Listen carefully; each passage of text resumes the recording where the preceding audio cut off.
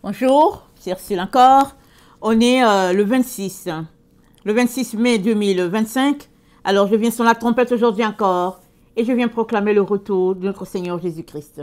Amen. Alléluia, soyons tous bénis. Soyons remplis de sa joie. Alors, je viens apporter un message sur le royaume des cieux est pour les violents. Amen. Parce que c'est écrit dans Matthieu 11, 12, seuls les violents s'emparent du royaume de Dieu. Alors, Jésus n'est pas ici en train de parler, n'est-ce pas, de violence physique. Amen. Mais il est en train de parler, n'est-ce pas, de personnes résistantes, des personnes endurantes. Amen. Parce que on ne sait pas quand Jésus va venir. Et Jésus-Christ lui-même, il a dit, le royaume des cieux, ça ne vient pas de manière à frapper les regards. On ne dira pas, il est ici, il est là. Même si nous avons été enseignés que tout œil le verra quand Jésus-Christ sera là, c'est écrit, c'est Jésus-Christ qui l'a dit, il dit, le royaume de Dieu ne vient pas de manière à frapper les regards. Il dit, le royaume des cieux, il est en tous, il est en vous, à l'intérieur de chacun. C'est-à-dire, c'est à chaque personne de désirer le royaume de Dieu, ou bien de soupirer après le royaume de Dieu, et maintenant, de travailler sur sa propre personne pour que le royaume de Dieu soit visible à travers toi. Amen. Parce qu'une fois que tu appelles Jésus-Christ de venir, Jésus-Christ vient. Il vient s'installer en toi. Mais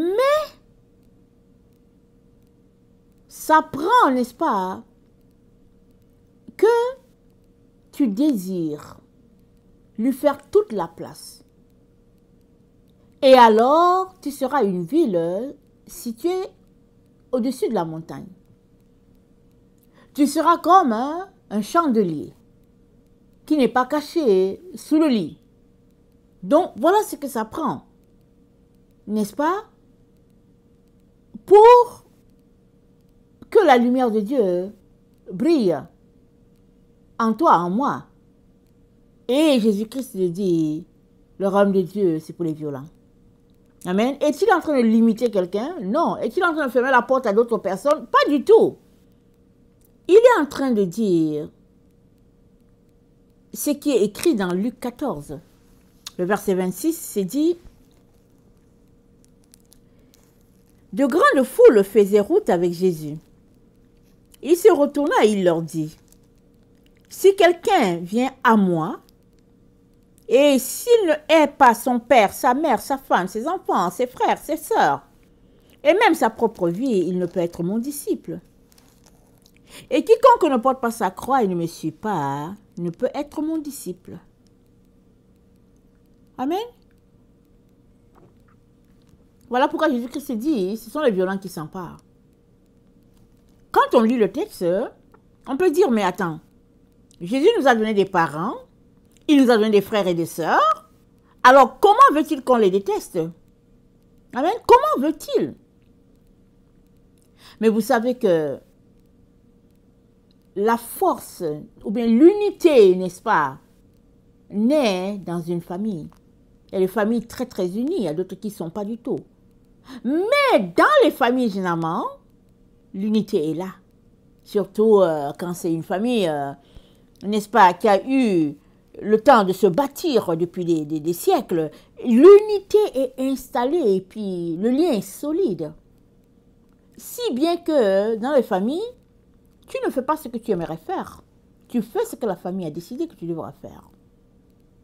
Amen. Si la famille a besoin d'un physicien, ben, tu es désigné, tu dois aller étudier en médecine pour être ce physicien-là. Si la famille a besoin d'un ingénieur en bâtiment, alors c'est l'autre qui est désigné et puis tu t'en vas, c'est tout. Et Jésus-Christ dit, Si tu ne hais, si tu ne détestes pas, si tu ne détestes pas ton père, ta mère, tes frères, tes sœurs, tu ne peux pas être son disciple. Vous savez que les parents, n'est-ce pas, ils aiment tellement leurs enfants qu'ils ont toujours les meilleurs projets de la terre pour leurs enfants. Alors que l'enfant est encore petit, les parents, ils bâtissent pour leurs enfants. Ils ouvrent des épargnes pour leurs enfants. Ça dit qu'ils cachent et ils font grandir le rêve qu'ils ont pour l'enfant. En même temps que l'enfant grandit, les parents font grandir le rêve de l'enfant. Et l'enfant ne sait pas forcément. Il arrive à l'âge adulte pour se rendre compte que les parents lui disent, écoute, toi, tu seras pasteur. Toi, tu seras prêtre. Toi, tu seras une sœur catholique et puis toi, tu seras un professeur à l'université, etc. Mais est-ce qu'ils ont consulté Dieu avant de te dire que tu seras ceci ou cela? Très souvent, hein, ils n'ont pas consulté Dieu. Ils sont animés pour leur amour pour leur enfant, ils sont animés pour leur fierté, ils sont animés, n'est-ce pas, pour les besoins qu'il y a autour, et puis ils se disent, mais tiens, lui là, il va faire ceci, et puis elle va faire cela. Alors imagine-les avoir monté tout, vraiment plein de projets, et puis tu viens leur dire, au fait, je ne veux pas faire vos projets. Pourquoi? Jésus-Christ m'appelle à le servir. Excusez-moi de rire. Jésus-Christ m'appelle. Je vais servir le Seigneur. Donc, voilà. Oui, mais ça ne t'empêche pas, n'est-ce pas, de faire le projet que nous avons pour toi quand même. Non, papa, maman, Jésus-Christ m'appelle à 100%. Je ne peux pas en même temps servir Jésus et puis en même temps être professeur de physique comme vous aimerez pour moi. Je ne peux pas en même temps servir le Seigneur à 100% et puis être pharmacien. Ouais, mais c'est qui va prendre la pharmacie? Parce que ton grand-père s'en va déjà bientôt à la retraite. Et puis, en tant que son petit-fils, toute la famille a pensé que tu étais la personne vraiment désignée pour suivre les traces de ton grand-père, le pharmacien. Oui, papa, maman, je comprends. Mais là, Jésus-Christ m'a appelé, c'est clair et net, et puis je vais tout simplement le servir. Ok? Si tu ne fais pas ce qu'on te demande, alors tu sors de la maison. Te voilà, pris. Tu n'as aucune économie, tu n'as rien, et puis ben voilà. Plusieurs vont aller réfléchir. Les gens seront après pour dire, tu es fou, tu es folle. Tu es fou, tu es folle. De tourner le dos, n'est-ce pas, à tout ce que tes parents ont mis de côté pour toi. Amen.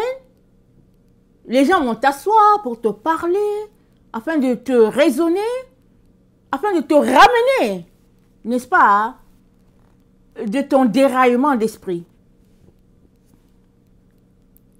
Mais tu as besoin de suivre Jésus.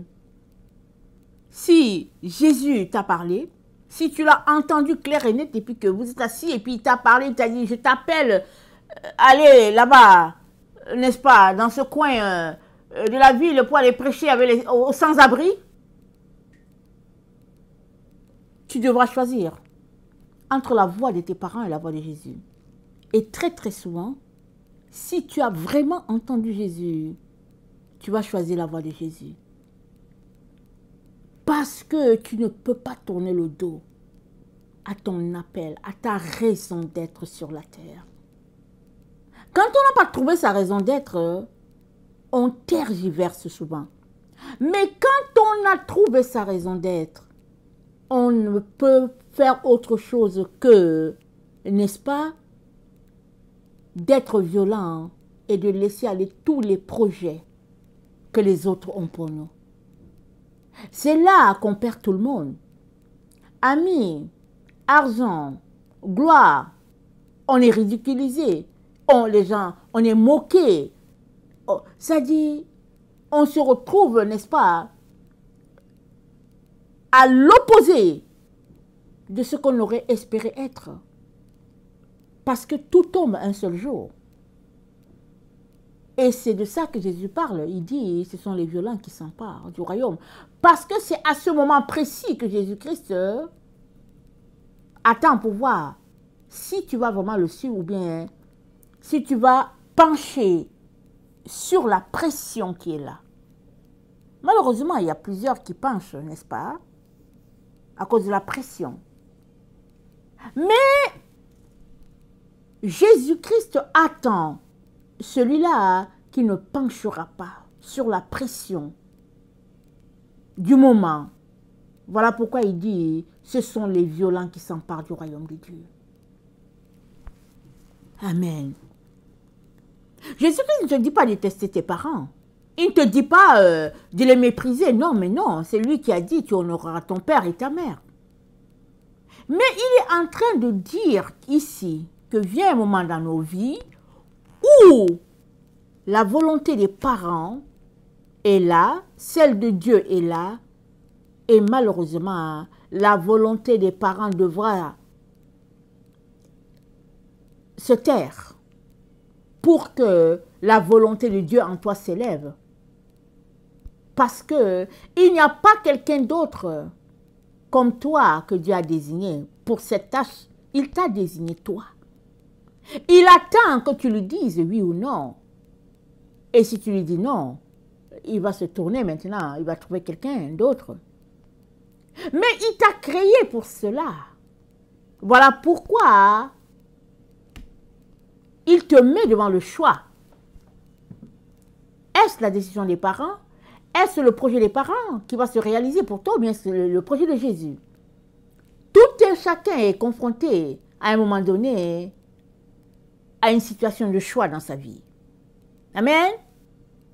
Tout un chacun qui veut servir le Seigneur est confronté à une situation d'injure, de mépris, une situation terrible. Mais, qu'est-ce qui les fait avancer? C'est l'amour de Jésus. C'est la flamme de l'esprit en eux. C'est le fait qu'ils viennent de toucher à leur appel. Comment vont-ils faire pour tourner le dos à leur appel? Parce qu'ils savent qu'ils sont venus sur la terre pour ça. Alors comment est-ce que maintenant ils vont tourner le dos? Et ils deviennent violents. La violence ici, ce n'est pas la violence physique.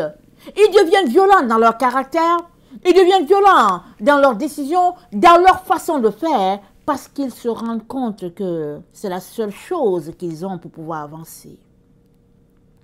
Et cette violence va jusqu'à, n'est-ce pas, se départir des choses matérielles et puis de mener une vie, tout simplement, une vie simple. Il y en a qui choisissent de mener la vie d'ermite et tout, mais suivre le chemin de sa vie, n'est-ce pas, va requérir d'être violent, de s'abstenir de toutes ces choses-là qui peuvent nous faciliter la vie. Amen.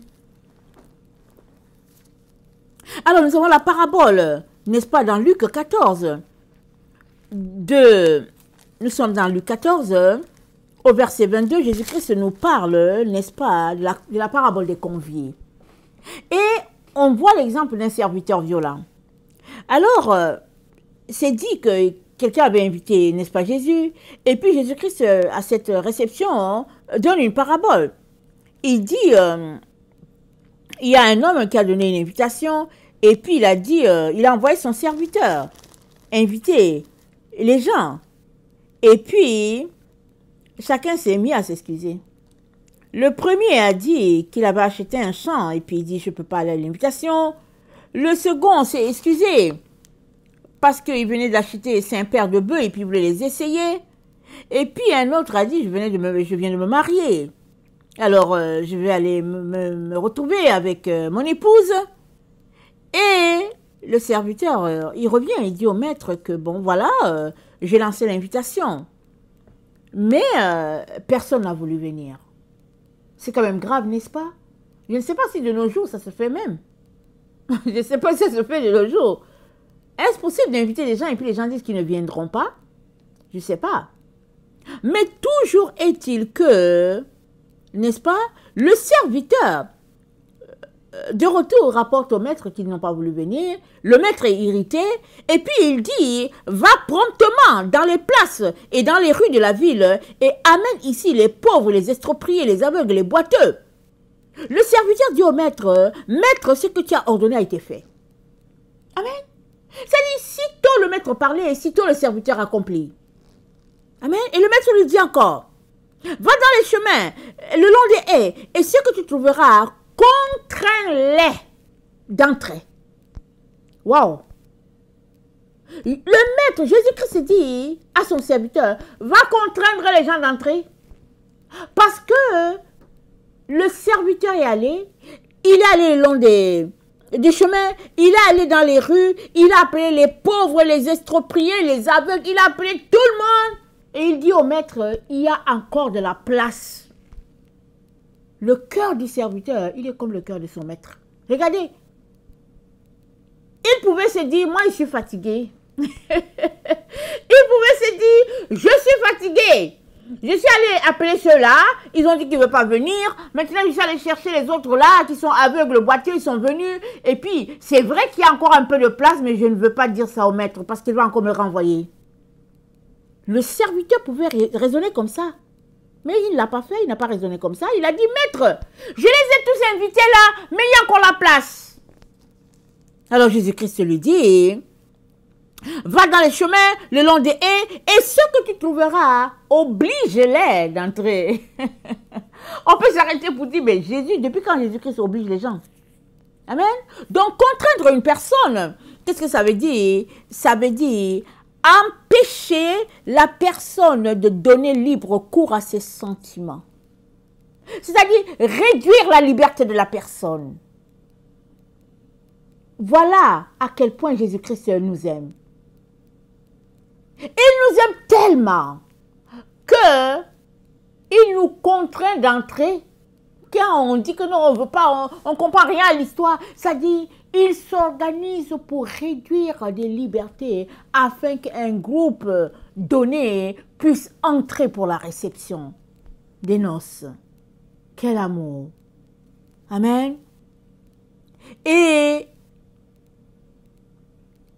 Jésus-Christ le dit, ce sont les violents qui s'emparent du royaume.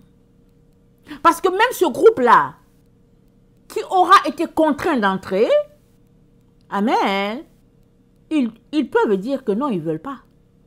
Amen. Ils peuvent dire qu'ils ne veulent pas. Mais ici, Jésus-Christ rend tout le monde violent à la cause du royaume de Dieu. Et vous pouvez être sûr que ce serviteur va les contraindre. Parce qu'il est parti premièrement, les gens ont refusé, il est revenu dire au maître. Le maître l'a renvoyé, il est retourné, il dit, ça a été fait. Et puis il dit encore au maître, il y a encore la place. Et puis le maître dit, voici, allez, va forcer les gens. C'est-à-dire, use de ta violence, n'est-ce pas, pour obliger les gens de venir à la fête organisée par le roi. Amen. Voilà ce que c'est, n'est-ce pas, le royaume de Dieu. Une situation où Dieu a donné un festin gratuit, un festin à l'honneur de son fils. Ceux-là qui n'ont rien compris ont bafoué l'invitation. Et il n'y a que les personnes sans valeur qui sont venues. Parce que c'est dit, pas contraindre, va promptement dans les places, dans les rues de la ville et amène ici les pauvres, les estropiés, les aveugles, les boiteux. Eux, en tout cas, ils n'ont rien à perdre. Ils ont déjà tellement de problèmes que quand tu les invites, qu'il y a la nourriture quelque part, ils courent. Ils courent pour venir s'asseoir parce que c'est compliqué de manger. Et voici que le roi les invite, alors ils courent. Ils vont à la réception. Amen. Et le maître dit, va encore dans les chemins, le long des haies. Et ce que tu trouveras, contrains-les, oblige-les. Tellement il y a la place, tellement il y a d'amour que Dieu veut donner, tellement il y a la lumière qu'il veut donner, tellement il y a la bénédiction que Dieu veut déverser sur les gens, que Dieu dit, allez, oblige-les à entrer. Voilà en quoi ce sont les violents qui s'emparent du royaume de Dieu. Ceux-là qui sont prêts à tout laisser tomber pour aller à la fête organisée par le Créateur, le roi des rois et le Seigneur des seigneurs. Alors, Paul a dit, donnant son conseil à Timothée, il a dit, combat le bon combat de la foi. Amen. Il a exhorté Timothée à combattre le bon combat de la foi. C'est ça, user de violence. Parce qu'il y a des combats qui ne sont pas nécessaires. Il y a des combats qui ne sont pas importants. Il ne faudrait pas perdre son temps, son énergie. N'est-ce pas? À s'asseoir quelque part pour faire des discours. Ça, c'est un mauvais combat. C'est un très mauvais combat. Mais le bon combat de la foi, n'est-ce pas? C'est courir pour répandre la parole de Dieu. C'est courir pour inviter les gens. C'est courir pour répondre, n'est-ce pas, à la commission du Père, du Maître. C'est ça le bon combat. Travailler, n'est-ce pas, d'arrache-pied avec le Seigneur afin que son œuvre puisse se répandre sur toute la terre. Et Dieu dit, n'est-ce pas, c'est à cela qu'il a appelé toute l'humanité. User de violence envers soi-même.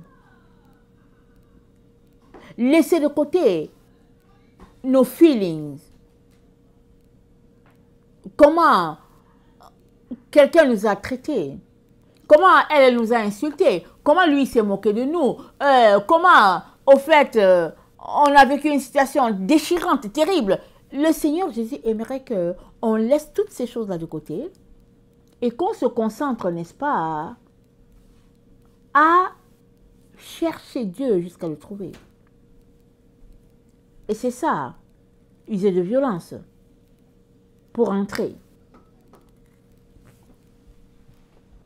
Et Jésus de dire, depuis le temps de Jean-Baptiste, le royaume des cieux est forcé. Et ce sont les violents qui s'en emparent. Nous savons que Jean-Baptiste, n'est-ce pas, c'est le prophète qui a marché devant l'Éternel, devant le Seigneur Jésus. Amen. Jésus-Christ délimite le temps. Il dit, depuis le temps de Jean-Baptiste jusqu'à nous, le royaume des cieux est forcé. Pourquoi? Parce que Jésus-Christ est venu, n'est-ce pas?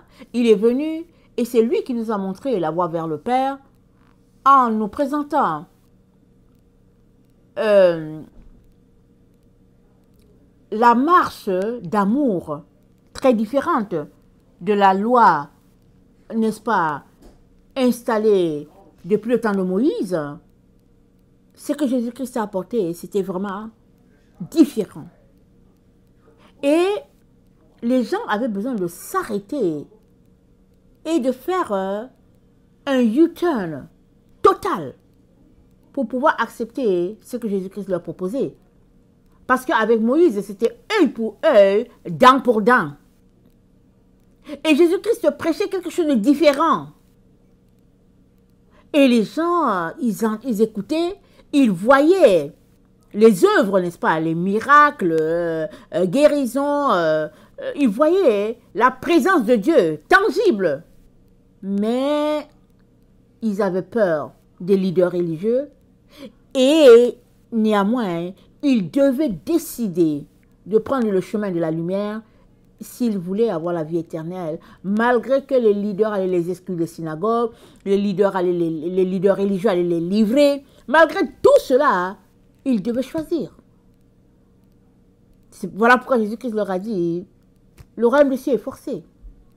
Seuls les violents vont s'en emparer.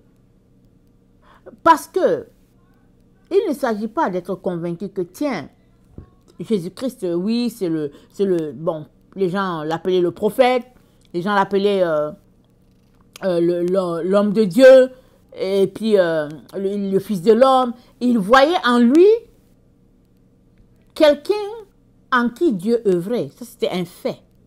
Maintenant, qui était prêt à suivre Jésus? Ce serait au prix, n'est-ce pas, de leur rejet par les leaders religieux, le rejet de la famille, l'exclusion de la synagogue. Le prix était très grand de suivre Jésus-Christ. Et c'est pareil aujourd'hui. Tu peux perdre tes amis, tu peux perdre tes parents, tu peux perdre ton travail, tu peux perdre, en tout cas, beaucoup d'avantages parce que tu as choisi la voie de la vérité.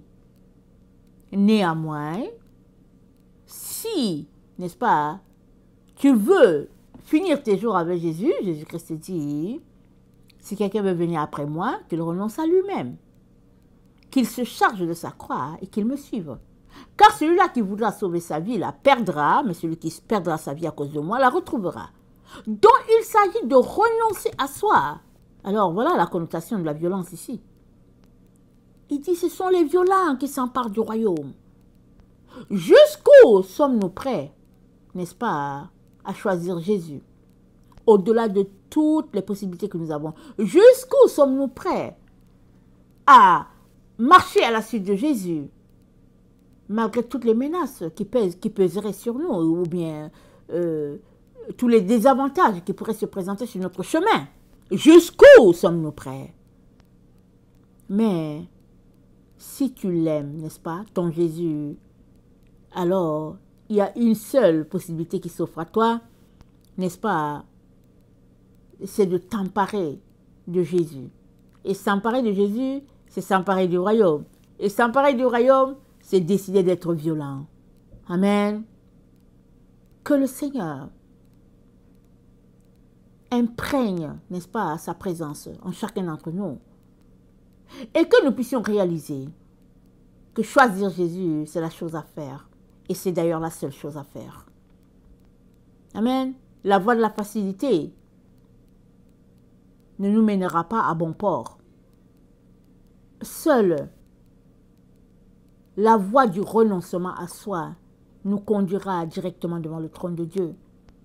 Et encourageons-nous. Amen. Si Jésus-Christ n'a rien retenu, il est allé jusqu'à la mort, et la mort de la croix pour toi et moi, alors nous aussi, ne retenons rien. Amen. Ne retenons rien.